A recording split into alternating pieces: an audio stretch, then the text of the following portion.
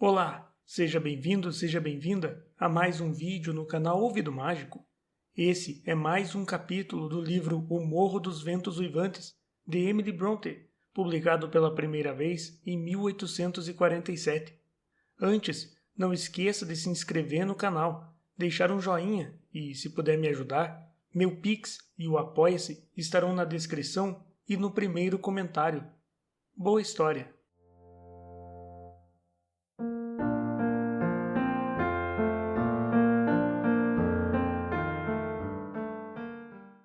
Capítulo 13.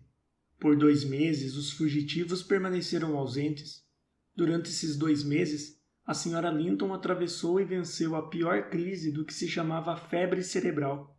Uma mãe não teria cuidado com mais devoção de seu filho único do que Edgar cuidou dela. Dia e noite, acompanhava-a e tolerava pacientemente todas as perturbações que nervos sensíveis e uma razão abalada poderiam infligir. E embora Kenneth alertasse que quem ele salvava do túmulo só haveria de pagar pelos seus cuidados, sendo fonte de constante ansiedade futura, na verdade, que a saúde e a força de Edgar estavam sendo sacrificadas para preservar uma mera ruína humana. Ele era pura gratidão e alegria quando Catherine foi considerada fora de perigo.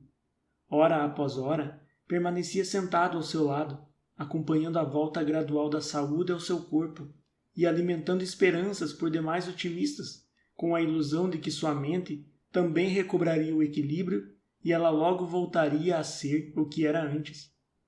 A primeira vez que a patroa saiu do quarto foi no começo do mês de março seguinte. O Sr. Linton colocara no seu travesseiro pela manhã um ramo de flores douradas de açafrão. Seus olhos, em que há muito não se via qualquer lampejo de prazer, depararam-se com elas ao acordar e brilharam, deliciados, quando as apanhou. As primeiras flores da primavera em Heights, exclamou. Recordam-me a brisa suave do degelo, o sol quente e a neve quase derretida. Edgar, não está soprando um vento do sul e a neve já não se foi quase por completo? A neve já desapareceu por aqui, querida, respondeu seu marido. E só vejo 2 pontos brancos em toda a extensão da charneca. O céu está azul, as cotovias cantam e os córregos e riachos estão transbordando. Catherine, na última primavera, ano passado, queria muito que você continuasse debaixo deste teto. Agora, gostaria que estivesse lá no alto daquelas colinas. A brisa é tão suave que acho que poderia curá-la. Só vou voltar lá uma única vez, disse a enferma. E então você vai me deixar, e eu vou permanecer lá para sempre. Na próxima primavera, você vai voltar a me querer aqui, debaixo deste teto, e vai olhar com saudade para trás e saber que era feliz. Linton cobriu-a dos mais gentis carinhos e tentou animá-la com as mais amáveis palavras. Mas, olhando vagamente as flores, ela deixou as lágrimas engordarem em seus cílios e correrem pelas faces livremente. Sabíamos que estava melhor, de fato, e por isso concluímos que o longo confinamento àquele quarto devia ser o responsável por parte daquele abatimento, e que talvez ela melhorasse com uma mudança de ambiente. O patrão me mandou acender a lareira na sala, desabitada fazia tantas semanas, e colocar uma poltrona no sol, junto à janela. Em seguida, levou-a até lá, e ela ficou sentada por um bom tempo, desfrutando do calor agradável, reavivada, como esperávamos, pelos objetos ao seu redor que, embora familiares, não lhe traziam as temidas associações de seu odiado quarto de enferma. Ao cair da noite, Catherine parecia exausta, mas nenhum argumento era capaz de convencê-la a voltar aos seus aposentos. Tive que arrumar sua cama no sofá da sala, até que outro quarto pudesse ser preparado. A fim de lhe poupar o cansaço de subir e descer a escada, aprontamos este quarto, onde o senhor agora se encontra, no mesmo andar da sala. Logo ela estava forte o suficiente para ir de um cômodo ao outro, apoiando-se no braço de Edgar. Ah, pensei, é bem possível que se recupere, tão bem cuidada como está sendo. E havia uma dupla razão para desejar que isso acontecesse, pois da sua existência dependia uma outra. Acalentávamos a esperança de que em pouco tempo o coração do Sr. Linton fosse se alegrar, e suas terras viessem a ser salvas de cair nas mãos de um estranho, com o nascimento de um herdeiro. Devo mencionar que Isabela mandou, cerca de 6 semanas após sua partida, uma breve nota ao irmão, anunciando o casamento com Heathcliff. Parecia seca e fria, mas acrescentara no final, a lápis, um obscuro pedido de desculpas e uma súplica para que pensasse nela com carinho e que não recusasse uma reconciliação, caso sua atividade o tivesse ofendido. Afirmava que não pudera evitá-la na ocasião e, depois de consumado o fato, já não tinha como voltar atrás. Linton não respondeu, eu acredito. 2 semanas depois recebi uma longa carta, o que considerei estranho, vindo da pena de uma noiva recém-saída da lua de mel. Vou lê-la, pois ainda a tenho comigo. Todas as relíquias dos mortos são preciosas, se eles forem estimados em vida. Querida Ellen, começa a carta. Cheguei ontem à noite a Wuthering Heights e fiquei sabendo pela primeira vez que Catherine esteve e ainda está muito doente. Não devo escrever a ela, imagino, e meu irmão está zangado ou aflito demais para responder ao que lhe mandei. Ainda assim, preciso escrever a alguém, e a única pessoa que me resta é você. Diga a Edgar que eu daria a vida para voltar a ver o seu rosto, que meu coração regressou a Thrushcross Grange 24 horas depois que fui embora, e aí está nesse exato momento, cheio de sentimentos afetuosos por ele e por Catherine. Não posso, porém, segui-lo. Essas palavras estão sublinhadas. Não precisam esperar por mim, e podem tirar as conclusões que desejarem, desde que não culpem minha falta de determinação ou meu pouco afeto. O restante da carta é só para você. Quero lhe fazer 2 perguntas. A primeira, como conseguiu preservar os sentimentos comuns à natureza humana quando vivia aqui? Não consigo reconhecer nenhum sentimento que aqueles ao meu redor compartilham comigo. A segunda pergunta, que me interessa bastante, é a seguinte. O Sr. Heathcliff é um homem? Se é, estará louco? E se não é, será um demônio? Não vou lhe dizer quais as minhas razões para fazer tais perguntas, mas lhe peço que me explique, se puder, o que é isto com quem me casei.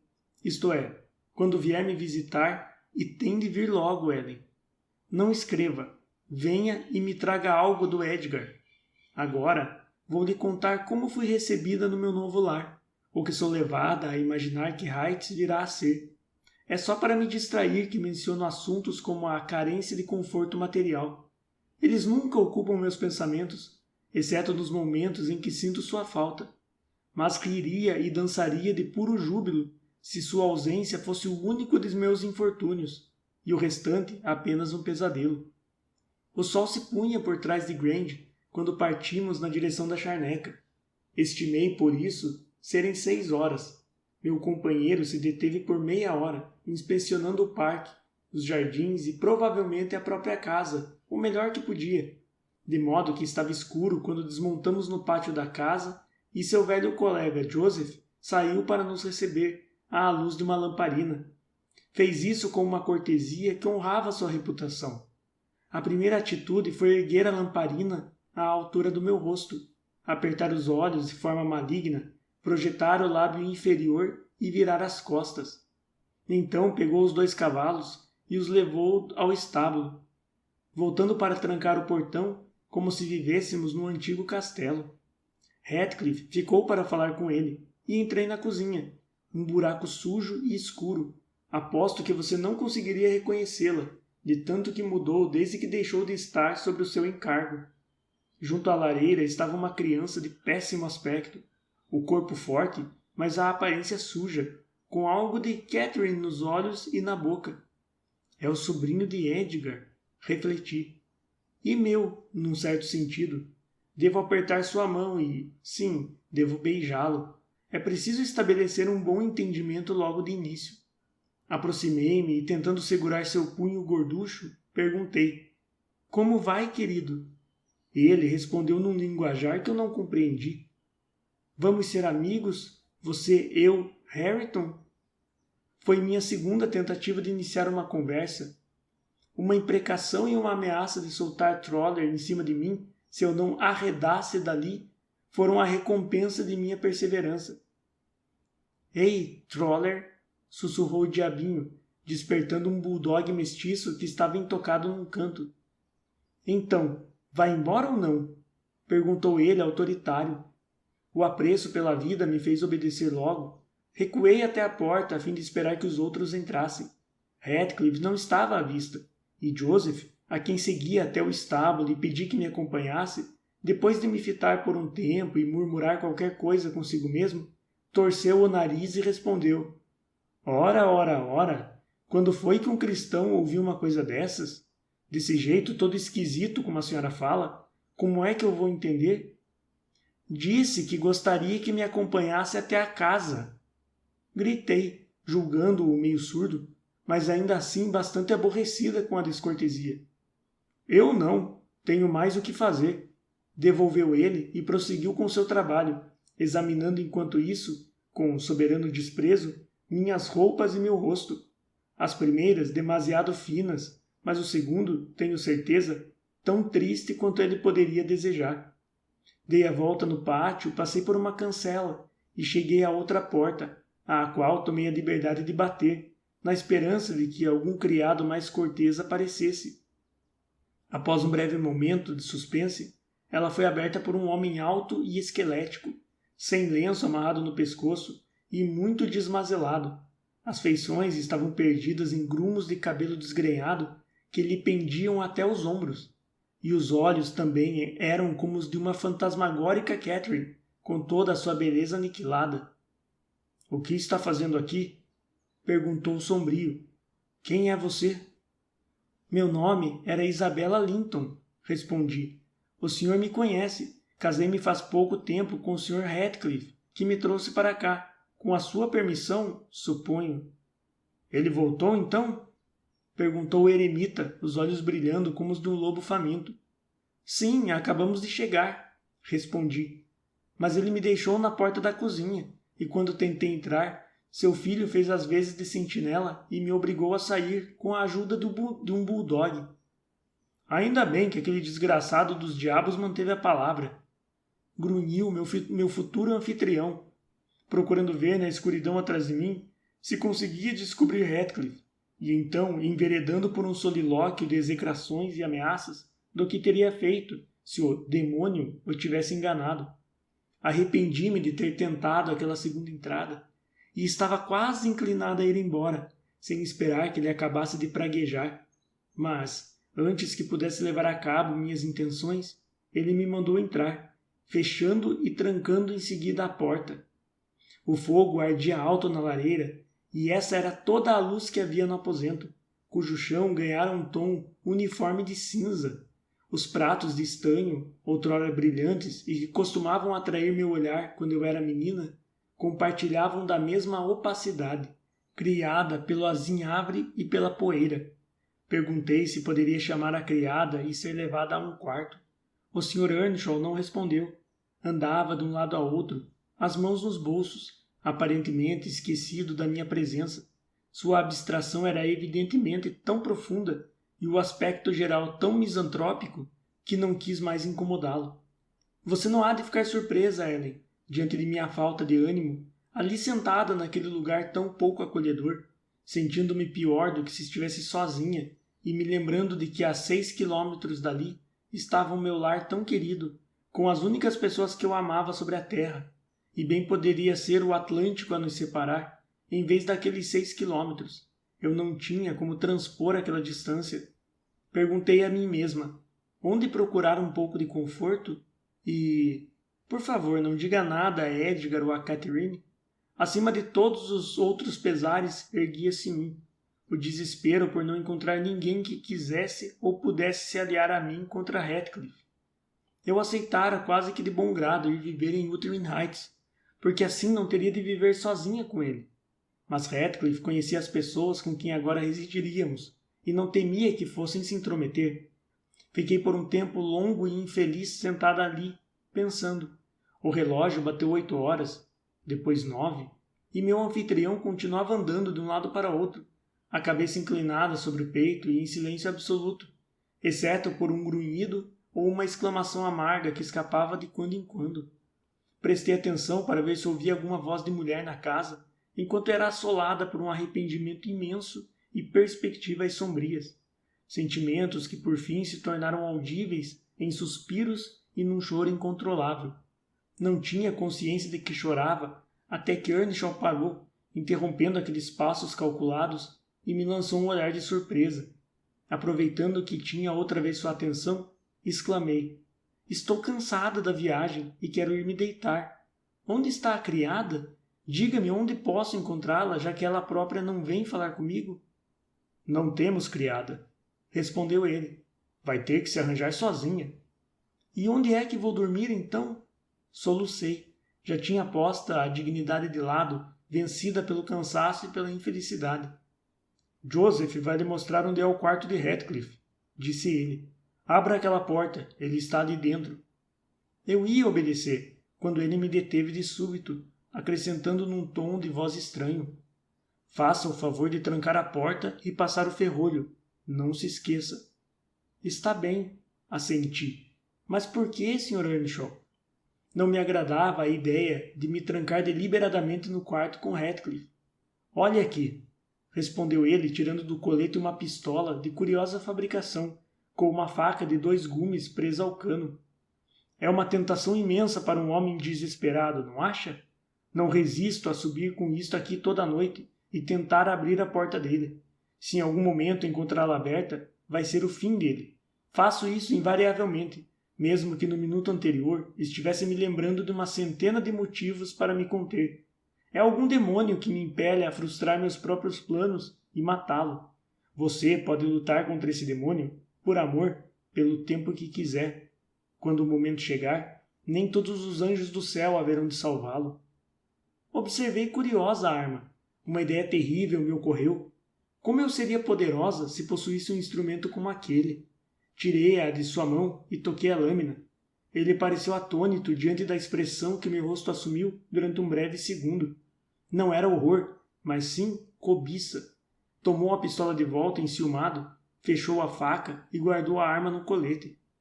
"Não me importo se contar a ele", disse-me, "que seja precavido, e você também, por ele. Pelo que vejo, sabe em que termos estamos. O perigo que lhe corre não a espanta." "O que Heathcliff lhe fez?" perguntei. "Que mal lhe causou, a fim de provocar esse ódio terrível? Não seria melhor ordenar que ele saia da casa?" "Não", esbravejou Earnshaw. "Se ele oferecer me deixar, é um homem morto. Se o persuadir a tentar, vai ser uma assassina. Devo perder tudo, sem uma chance de recuperar o que perdi? Hareton deve se tornar um mendigo? Ah, por todos os infernos! Vou recuperar tudo, e vou ganhar o ouro dele também. E depois o seu sangue, e o inferno vai ficar com sua alma. Vai ser 10 vezes mais negro com esse novo hóspede." "Você já tinha me falado, Ellen, dos hábitos do seu antigo patrão. Ele está visivelmente à beira da loucura. Assim estava ontem à noite, pelo menos. Ficar perto dele me causava arrepios, e a morosidade grosseira do criado me pareceu agradável em comparação. Ele recomeçou a andar, pensativo, e ergui a tranca e fugi para a cozinha. Joseph estava curvado sobre o fogo, espiando o conteúdo de uma grande panela pendurada sobre as chamas. No banco próximo havia uma tigela de madeira com aveia. O conteúdo da panela começou a ferver e ele se virou e mergulhou a mão na tigela. Imaginei que aqueles preparativos fossem provavelmente para o nosso jantar e, faminta como estava, achei melhor me assegurar de que fosse comível. Com um grito agudo exclamei: "Faço eu mesma o mingau!" E puxei a vasilha do seu alcance, começando em seguida a tirar meu chapéu e a capa de viagem. "O Sr. Earnshaw disse que tenho que cuidar de mim mesma. É o que vou fazer. Não vou agir como uma dama por aqui, pois temo que acabaria morrendo de fome." "Deus do céu!" murmurou ele, sentando-se e alisando as meias caneladas desde o joelho até o tornozelo. "Se vai ter mais gente mandando aqui, e logo agora que eu estava me acostumando a ter 2 patrões, se é para ter também uma patroa me dizendo o que fazer, acho que está na hora de pedir as contas. Não imaginei que ia ver chegar o dia de ir embora desta casa, mas acho que agora não vai demorar." Não dei ouvidos às suas lamentações e pus mãos à obra. suspirando ao me lembrar de um tempo em que aquilo teria sido divertido, mas cuidei de afastar depressa as recordações. Era um tormento a felicidade passada, e quanto maior era o perigo de conjurar as memórias, mais depressa a colher de pau mexia na panela e os punhados de aveia caíam na água. Joseph observava meu estilo de cozinhar com indignação crescente. Pronto! Exclamou. Harrington, esse mingau aí não vai dar para beber. Não vai ser mais do que um monte de caroços do tamanho do meu punho. Lá se vai mais um bocado. Eu, se fosse a senhora, jogava tudo aí dentro de uma vez, tigela e tudo. Agora é só tirar a nata do leite e está pronto. E tome de paulada. Não sei como o fundo da panela ainda não soltou. Estava mesmo com um aspecto horrível, eu reconheço, quando o servi nas tigelas. 4 haviam sido dispostas, e um jarro de leite fresco trazido da leiteria. Harrington agarrou e começou a beber do próprio jarro, derramando tudo. Censurei-o, dizendo que devia beber na caneca, e que eu não teria condições de pôr na boca um líquido tratado com tão pouca higiene. O velho cínico optou por ficar extremamente ofendido com tais escrúpulos, reassegurando-me repetidamente que o garoto era tão bom quanto eu, e tão saudável quanto eu também, e perguntando por que é que eu tinha de ser tão afetada. Enquanto isso, o pequeno facínora continuava bebendo do jarro, babando-se todo e me encarando com uma expressão desafiadora. Vou jantar noutro lugar, avisei. Vocês não têm um cômodo que chamem de sala de estar? Sala de estar, repetiu ele com desdém. Sala de estar. Não, a gente não tem uma sala de estar por aqui. Se não gosta da nossa companhia, tem a do patrão. Se não gosta da do patrão, tem a gente. Então vou subir, respondi. Leve-me até um quarto. Coloquei minha tigela numa bandeja e fui eu mesma buscar um pouco de leite. Resmungando muito, o sujeito se levantou e foi na minha frente escada acima. Subimos até às águas furtadas. De vez em quando ele abria uma porta e olhava para dentro dos cômodos pelos quais passávamos. Tem um quarto aqui, disse por fim, e escancarou uma porta rangendo nas dobradiças. Está muito bom para se tomar mingau. Tem um saco de milho no canto, ali, para se sentar. Se está com medo de sujar essas roupas finas de seda, estenda um lenço por cima. O quarto era uma espécie de despensa, com forte cheiro de malte e cereais, e vários sacos empilhados ao redor, deixando um espaço amplo e vazio no meio. Ora, homem! Exclamei, voltando-me furiosa para ele. Isto não é lugar para se dormir. Quero ir para os meus aposentos. Os seus aposentos? Repetiu ele num tom zombeteiro. Já viu todos os aposentos que há por aqui.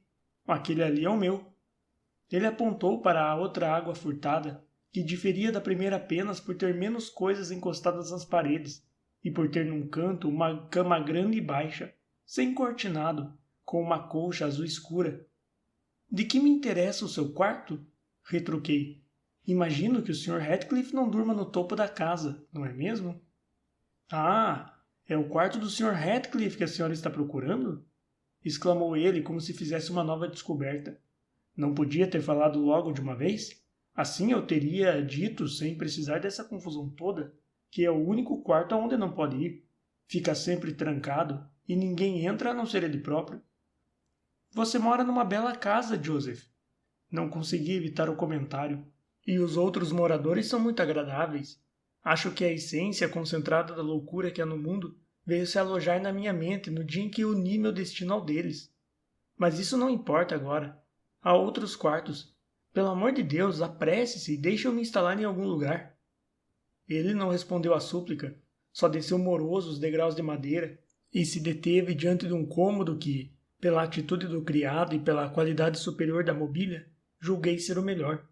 Tinha um tapete de boa qualidade, mas cujo padrão fora apagado pela poeira, uma lareira protegida por um papel caindo aos pedaços, uma bela cama de carvalho com amplos cortinados carmim, de tecido caro e corte moderno, mas que evidentemente tinham sido maltratados.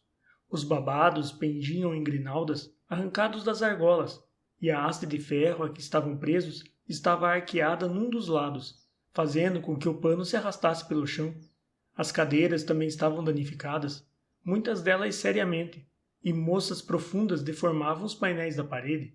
Estava tentando reunir coragem para entrar no quarto e tomar posse dele quando o tolo do meu guia anunciou: "Esse aqui é o quarto do patrão."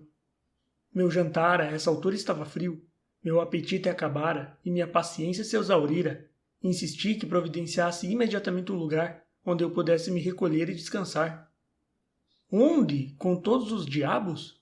começou a dizer o velho religioso. "Que Deus nos abençoe, que Deus nos perdoe. Onde diabos é que vou meter você, mulher? Já viu todos os quartos, menos o de Harrington. Não tem mais nenhum buraco onde possa dormir nessa casa." Fiquei tão zangada que joguei a bandeja e seu conteúdo no chão. Sentando-me então no alto da escada, escondi o rosto entre as mãos e comecei a chorar. "Ai, ai!" exclamou Joseph. "Muito bem, senhorita Kate. Muito bem, senhorita Kate. Mas o patrão vai tropeçar nesses cacos e o barulho não vai ser pequeno. Sua imprestável bem merece passar fome até o Natal por jogar a preciosa dádiva de Deus no chão com seus ataques de raiva. Mas acho que não vai agir desse jeito por muito tempo, não. Pensa que Heathcliff vai tolerar esses caprichos, é? Só queria que ele tivesse visto essa cena. Quem dera ele tivesse visto." E assim ele se foi, reclamando para seu antro lá embaixo, levando a vela, e fiquei no escuro. O período de reflexão que se seguiu a essa atitude ridícula impeliu-me a admitir a necessidade de domar o orgulho e engolir a raiva, bem como fazer um esforço físico para dar um jeito no estrago que causara. Uma ajuda inesperada apareceu na figura de Trottler, que agora eu percebi ser o filho do nosso velho Skulker. Quando filhote, vivera em Grange e fora dado pelo meu pai ao Sr. Hindley. Acho que me reconheceu, encostou o focinho no meu nariz a título de saudação e se pôs depressa a devorar o mingau, enquanto eu tateava de degrau em degrau, catando a louça quebrada e enxugando com o meu lenço os respingos de leite no corrimão. Nossa tarefa mal tinha terminado quando ouvi os passos de Earnshaw no corredor. Meu assistente pôs o rabo entre as pernas e se encostou na parede. Eu entrei pela porta mais próxima. Os esforços do cachorro em evitá-lo foram mal sucedidos, como adivinhei pelos seus passinhos apressados lá para baixo, e por um ganido prolongado e desolador. Eu tive mais sorte. Ele passou sem me ver, entrou em seu quarto e fechou a porta. Logo em seguida, Joseph subiu com Harrington a fim de colocá-lo na cama. Eu me obrigara no quarto de Harrington e o velho, ao me ver, disse: "Agora tem lugar para você e para seu orgulho na casa. Está vazia. Pode ficar com ela toda para você e para aquele que está sempre presente em companhia tão ruim." Aceitei de bom grado a oferta e no instante em que desabei numa poltrona, junto à lareira, adormeci. Meu sono foi profundo e agradável, mas durou pouco. O Sr. Heathcliff me acordou. Acabava de entrar e me perguntava, daquele seu modo tão gentil, o que eu estava fazendo ali. Eu lhe disse qual a causa de ter ficado acordado até tão tarde. Ele tinha a chave do nosso quarto no bolso. A palavra "nosso" foi como uma ofensa mortal. Ele jurou que o quarto não era, nem jamais seria meu. E ele... Mas não vou repetir seu linguajar, nem descrever sua conduta habitual. Ele se empenha muito e constantemente em conquistar o meu ódio. Às vezes me esforço tanto em compreendê-lo que isso arrefece meu medo, mas lhe asseguro que um tigre ou uma serpente venenosa não haveriam de despertar em mim um pavor igual ao que ele desperta. Contou-me da doença de Catherine e acusou meu irmão de provocá-la, prometendo que eu seria o alvo de sua vingança até que conseguisse pôr as mãos em Edgar. Eu o odeio. Sou uma desventurada. Que tola eu fui. Mas não diga uma palavra sobre nada disso a ninguém em Grange. Todos os dias vou esperar pela sua visita. Não me decepcione. Isabela.